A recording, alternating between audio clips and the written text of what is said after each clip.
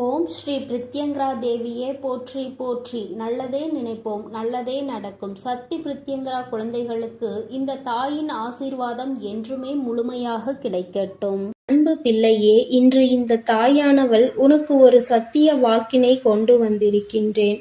அம்மா அப்படி என்ன சத்திய வாக்கினை நமக்கு தரப்போகின்றாள் என்று யோசிக்கின்றாய் அல்லவா? என் பிள்ளையே, உன்னுடைய வாழ்க்கையில் உன்னை சூழ்ந்து கொண்டிருக்கின்ற ஒரு போலியான உறவு உன்னை விட்டு விலகி ஒரு உண்மையான உறவு உன் வாழ்க்கையில் வரப்போகின்றது. போலியான உறவுக்கும் உண்மையான உறவுக்கும் வித்தியாசம் தெரியாமல் தவித்து கொண்டிருந்த என்னுடைய பிள்ளை, சில நாட்களாக நீ இந்த வாழ்க்கையில் அனுபவித்து கொண்டிருக்கின்ற பிரச்சனைகளினால் யார் யார் நம் வாழ்க்கையில் என்ன விஷயங்களை நடத்துகிறார்கள் என்பதை சரியாக புரிந்து கொள்ள தொடங்கிவிட்டாய். எல்லோரை பற்றிய எண்ணங்களும் போலியானது என்பதை உணரத் தொடங்கிவிட்டாய். சில உண்மையான எண்ணங்களை கொண்டவர்கள், சில உண்மையை கொண்டவர்களும் வாழ்க்கையில் இருக்கிறார்கள் என்பது உனக்கு சற்று புரிய தொடங்கி இருக்கிறது. அதனால் என்னவோ, என் பிள்ளையே, அம்மா உண்மையானவர்களை மட்டும் என் அருகில் வைத்துவிட்டு மற்றவர்களை நீ விலக்கி வைத்துவிடு. எனக்கு உண்மையாக இருக்கின்றவர் ஒருவர் இருந்தால் கூட போதும். பொய்யாக நடிக்கின்றவர்கள் 10 பேர் சுற்றி வருகிறார்கள் என்றால் கூட அது எனக்கு வேண்டாம் என்று என் பிள்ளை, இது போன்று நீ வேதனைப்படுகின்ற நேரத்தில் உன் தாயானவள் உனக்கு இந்த நல்ல விஷயத்தை சொல்வதற்காக வந்திருக்கின்றேன். என் பிள்ளையே, உனக்கு இது போன்ற கொடுமைகளை செய்து கொண்டிருப்பவர்கள், உன்னிடத்தில் தேவையில்லாமல் நடித்து கொண்டிருப்பவர்கள் எல்லாம் காரணம் இல்லாமல் எதுவும் செய்யவில்லை. எல்லோருக்கும் ஒரு காரணம் இருக்கிறது. அது என்ன தெரியுமா? அவரவர் காரியத்திற்காக உன்னை பயன்படுத்த அவர்கள் நினைக்கின்றார்கள். அவர்களுக்கு தேவை என்றவுடன் உன்னை பயன்படுத்தி கொண்டு அவர்களுக்கு தேவை இல்லை என்றவுடன் உன்னை ஒதுக்கி வைப்பதுமாக இருந்து கொண்டிருக்கின்றார்கள்.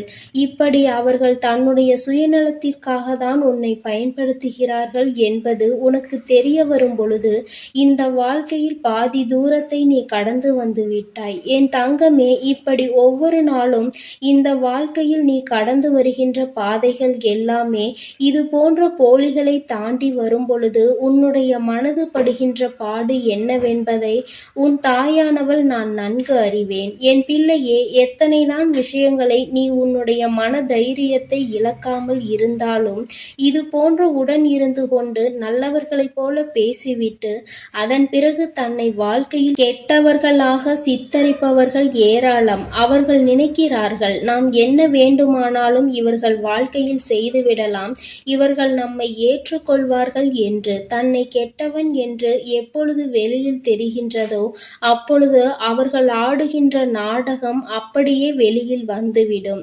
தான் இப்படி செய்யவில்லை என்று மற்றவர்களை நம்ப வைத்தும் விடுகிறார்கள். உனக்கு மட்டும்தான் தெரியும் இவர்கள் நடந்து கொண்ட விதம் என்ன, இவர்கள் செய்த பிரச்சனைகள் என்னவென்று. என் குழந்தையே, முதலில் இதையெல்லாம் கண்டு நீ பிரமித்து போகாதே. இங்கிருக்கின்ற மனிதர்கள் எல்லோருமே அடுத்தவர்கள் வாழ்க்கையில் என்ன கஷ்டங்களை கொடுக்க வேண்டும் என்றுதான் பெரிதாக நினைக்கின்றார்களே தவிர, யாருக்கும் ஏதேனும் பிரச்சனைகள் என்றால் ஓடி வந்து கை கொடுக்க யாரும் இல்லை. அதுபோலதான் உன்னுடைய மனதை காயப்படுத்த தெரிந்தவர்களுக்கும் ஒருபொழுதும் உனக்கு நல்ல வழியினை காண்பித்து கொடுக்க தெரியவில்லை. அவர்களின் எண்ணங்கள், அவர்களின் வார்த்தைகள் உன் வாழ்க்கையில் கெடுதலை செய்ய வேண்டும் என்பது மட்டும்தான். தெரிந்தும் தெரியாமலும் கூட அவர்களால் உனக்கு ஒரு நல்லது நடந்துவிடக் கூடாது என்பதில் அவர்கள் மிகவும் தெளிவாக இருக்கின்றார்கள். என் பிள்ளையே, நடப்பது எல்லாம் நடந்துவிட்டு போகட்டும். சரி, இனி இவர்கள்தான் போலி என்று தெரிந்துவிட்டது. இனிமேல் இவர்களை பற்றி என்ன பேச்சு என்றுதானே என் பிள்ளை கேட்கின்றாய்? நீ சொல்வது 100க்கு 100 சரி. இனி இவர்கள் உன் வாழ்க்கையில் நிச்சயமாக இருக்க மாட்டார்கள். ஆனால் இனி இவர்கள் உன்னை விட்டு செல்வதனால் உனக்கல்ல, அவர்களுக்குதான் இத்தனை நாளும் உன்னை ஒரு கேடயமாக பயன்படுத்தி கொண்டு இனி நீ இல்லாமல் தனிமையாக வாழும் பொழுதுதானே புரிந்து கொள்வார்கள் எந்த அளவிற்கு நீ அவர்களுக்கு பயன்பட்டாய் என்பதை. அந்த நேரத்திலாவது அவர்கள் புரிந்து கொள்ளட்டும். உன் வாழ்க்கையில் நீ அவர்களுக்கு நல்லதை மட்டுமே செய்து கொண்டிருக்கிறாய் என்று. அவர்கள் வாழ்க்கையில் இன்னமும் ஏதோ மிச்சம் இருக்கிறது என்று அப்பொழுதாவது அவர்களுக்கு அது புரியட்டும். இன்னமும் உதவி என்றால் அவர்கள் உன்னிடத்தில்தான் வந்து நிற்பார்கள். ஒருபொழுதும் அவர்கள் உனக்கு செய்த தவறை மன்னித்து அவர்கள் உன்னிடத்தில் நன்றியோடு இருக்க விரும்பவில்லை என்றால், என் குழந்தையே, இனி அவர்கள் வாழ்க்கையே கேள்விக்குறியாக நிற்கும் என்பதில் எந்த ஒரு மாற்று கருத்தும் கிடையாது. என் பிள்ளையே, உன்னுடைய மனதில் இருக்கின்ற எண்ணத்தை நான் சொல்லட்டுமா? அம்மா, யாருமே இந்த வாழ்க்கையில் எனக்கு வேண்டாம், நான் தனிமையாகவே இருந்து விடுகிறேன். ஒவ்வொருவரும் இப்பொழுதெல்லாம் என்னிடம் நடிக்கும் பொழுது மனது மிகவும் வேதனை கொள்கிறது. உண்மையான அன்பினை யார் கொடுக்கிறார்கள், பொய்யான அன்பினை யார் கொடுக்கிறார்கள் என்று தெரியவில்லை. என்னுடைய கஷ்டங்களை பெரிதாக பகிர்ந்து கொள்ளாவிட்டாலும் என்னுடைய சந்தோஷத்தையாவது அவர்கள் பகிர்ந்து கொள்ளட்டும். மனதிற்குள் எந்தவிதமான தீய எண்ணங்களும் இல்லாமல், பொய் என்று இல்லாமல் அவர்கள் உண்மையை மட்டுமே என்னிடத்தில் பேசினால் போதும். பொன் வேண்டாம், பொருள் வேண்டாம், எதுவுமே எனக்கு வேண்டாம். எனக்கு தேவை என்னுடைய வாழ்க்கையில் ஒரு உண்மையான உறவு, ஒரு நேர்மையான உறவு. இந்த உறவோடு பேசினால் நம்முடைய மனது நிம்மதியடையும் என்கின்ற எண்ணம் வர வேண்டும். அவ்வளவுதான். அதற்கு மேல் நான் எதையுமே இந்த வாழ்க்கையில் கேட்கவில்லை என்று என் பிள்ளை நீ சொல்கின்றாய் அல்லவா? என் தங்கமே, இது போன்று இந்த வாழ்க்கையில் நடக்கின்ற ஒவ்வொரு விதமான சூழ்நிலைகளையும் நீ கடந்து வரும்பொழுது எல்லாம் உனக்கு ஒன்று மட்டும் தெளிவாக புரிந்திருக்கும். அது என்ன தெரியுமா? எல்லோருமே ஏதோ ஒரு வகையில் மற்றவர்களிடத்தில் எதிரிகளை வைத்திருப்பார்கள். அவர்களுக்கு ஒரு தேவை என்றால், அவர்களுக்கான உதவி பூர்த்தியாக வேண்டும் என்றால் அடுத்தவர்களிடம் பிரச்சனைக்கு வழிவகுத்து நிற்கின்றார்கள். இதுதான் இயல்பாக மாறிவிட்டது. என் பிள்ளையே, உன்னுடைய வாழ்க்கையில் உனக்கு ஒரு உண்மையான ஒரு உறவை தருகிறேன். ஆனால் நீ செய்ய வேண்டிய விஷயம் என்ன தெரியுமா? அவர்களிடத்தில் நீ எப்பொழுதும் உண்மையாக இருக்க பழகு. மற்றவர்களிடத்தில் உண்மையை எதிர்பார்க்கின்ற நீயும் அவர்களுக்கு அந்த உண்மையை கொடுக்க வேண்டும் என்பதை மறந்து விடாதே. யாரிடத்திலும் எந்தவிதமான சூழ்நிலைகளிலும் மற்றவர்கள் மாதிரி மோசமாக நீ உன்னுடைய முகத்தை காட்ட விரும்பாதே. என் பிள்ளையே, தெளிவு என்பது இங்குதான் உனக்கு இருக்க வேண்டும். அடுத்தவர்களை குறை சொல்வதற்கு முன்பாக, அடுத்தவர்கள் வாழ்க்கையில் நடக்கின்ற விஷயங்களை பற்றி பேசுவதற்கு முன்பாக, நம்முடைய வாழ்க்கையில் என்ன நடந்து கொண்டிருக்கிறது, நாம் எப்படி நடந்து கொள்கின்றோம் என்பதை பற்றி நீ சற்று சிந்தித்து பார்க்க வேண்டும். அதை நீ சிந்தித்து பார்த்தாலே உனக்கு யார் யார் தவறு செய்கிறார்கள், யார் தவறு செய்யவில்லை என்பதை உணர்ந்து கொள்ள முடியும். அதே போல இன்னொருவரின் பேச்சை கேட்டு ஒருவரை எப்பொழுதுமே சந்தேகிக்க கூடாது.